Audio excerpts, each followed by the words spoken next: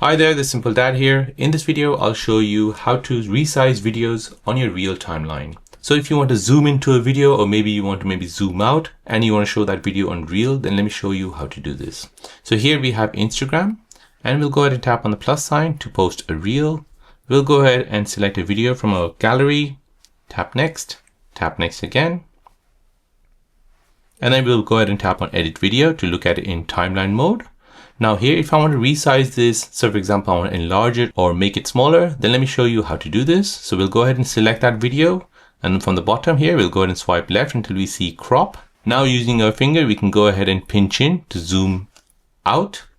If you want to zoom in, we can go ahead and pinch out and you can basically zoom in. And then when you play the video, you'll see that video clip resized on the timeline. So there you go guys, that is how to resize a video on your reel timeline. If you're new on the channel and you want to find out more about your iPhone, your Android phone or any other social media apps, then don't forget to subscribe to this channel to become a part of the Simple Dad community. Hit the like button if you find this video useful.